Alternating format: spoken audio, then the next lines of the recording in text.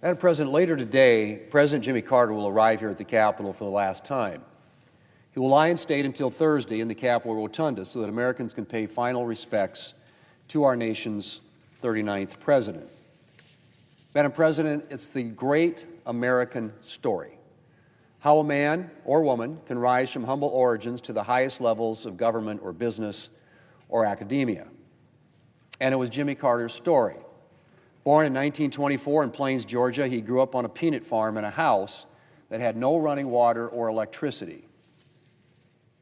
President was probably not the first thing people would have thought of when considering his future career.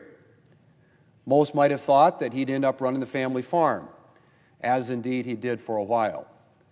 But he decided to also dip his toe into politics. And within 14 years, he had gone from taking up office in the Georgia State Senate to taking up office as President of the United States. His presidency was notable for a number of things, including his successful brokering of a peace agreement between Egypt and Israel, an agreement that stands to this day. But it was perhaps his post-presidency that came to define his legacy the most. Jimmy Carter left office in 1981, and during the 4 decades that followed, he dedicated himself to making a difference to the causes of peace and human rights, and to improving the well-being of his fellow man.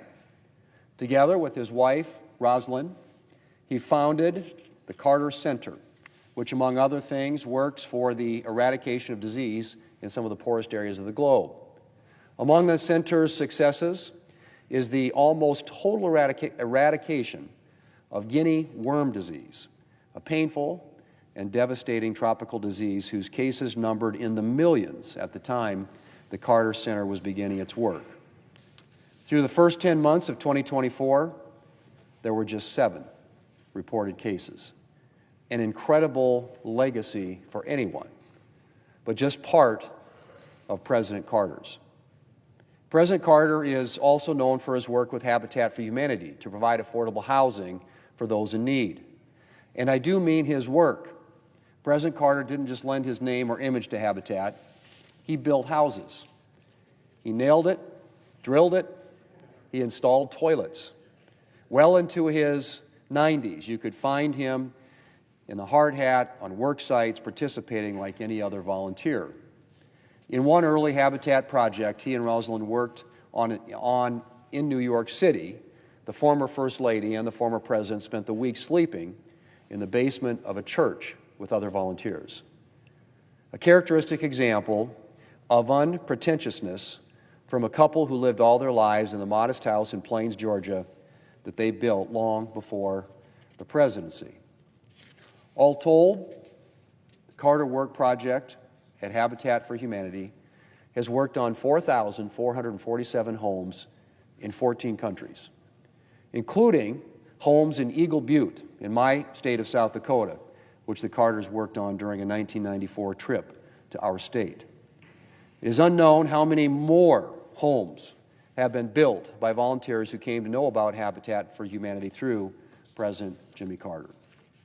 Madam President, it would be wrong to mention Jimmy Carter's years of service without mentioning what animated them.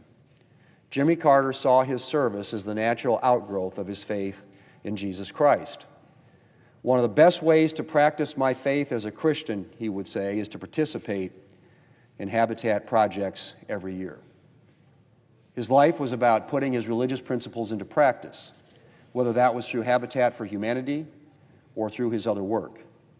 And of course, anyone attracted by his example who wanted to learn more about the Christian faith could head down to Maranatha Baptist Church in Plains, Georgia, to his Sunday school class, which he taught into his 90s.